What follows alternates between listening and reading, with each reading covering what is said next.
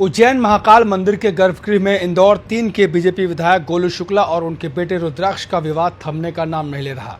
अब इस विवाद पर सफाई देते हुए विधायक गोलू शुक्ला ने कहा कि किसी तरह का कोई विवाद नहीं हुआ था, ये सब सनातन धर्म और हमारी कांवड़ यात्रा को बदनाम करने की साजिश है।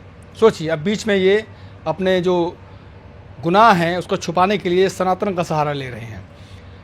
उनका कहना है कि हम पिछले 25 साल से हज़ारों कांवड़ यात्रियों के साथ महाकाल मंदिर में जलाभिषेक करते आ रहे हैं। इस बार भी विधिवत पूजा की कोई विवाद नहीं हुआ। आपको बता दें कि दरअसल शुक्ला और उनके बेटे रुद्राक्ष पर महाकाल मंदिर के गर्भगृह में बिना अनुमति घुसने और पुजारियों कर्मचारियों से अभद्रता करने के आरोप हैं। उज्जैन कलेक्टर ने जांच के लिए 3 सदस्यीय समिति बनाई है। वहीं बीजेपी संगठन में भी मामले को लेकर अंदरूनी सुगबुगाहट चल रही है। मामला सावन सोमवार के मौके पर 21 जुलाई का है। घटना भस्म आरती से ठीक पहले की बताई जा रही है। हालांकि इस दिन भस्म आरती से ठीक पहले ऑनलाइन दर्शन की यूट्यूब लिंक करीब 1 मिनट तक ब्लैंक थी। वहीं अब इस मामले में बीजेपी संगठन सक्रिय हुआ है। बीजेपी सूत्रों की माने तो महाकाल मंदिर में हुए विवाद की जानकारी दिल्ली के पदाधिकारी लोकल नेताओं से फ़ोन पर ले रहे हैं।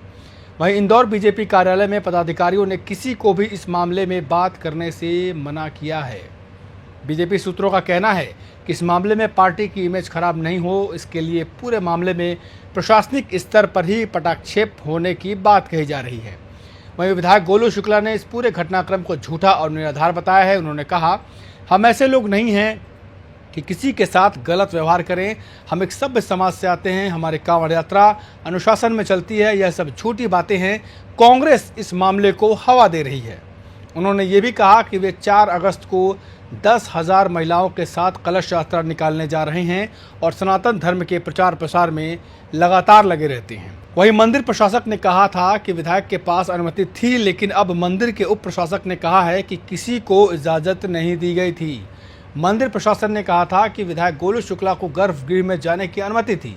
एक दिन बाद यानी मंगलवार को उप प्रशासक एसएन सोनी ने स्थिति को स्पष्ट किया और कहा कि गोलू शुक्ला और उनके किसी भी समर्थक को गर्भगृह में प्रवेश की अनुमति नहीं दी गई थी।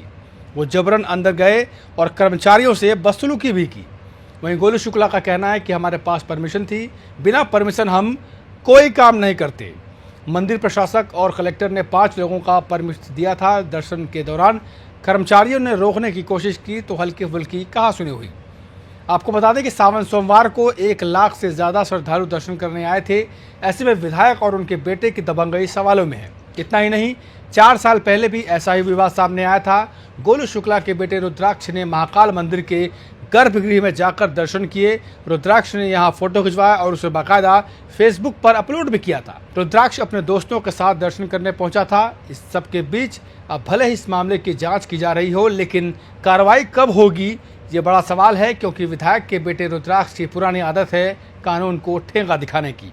वो सालों से ऐसा करता आ रहा है, लेकिन कार्रवाई आज तक नहीं हुई। बताने की ज़रूरत नहीं है क्यों, सब राम राज्य है। नमस्कार।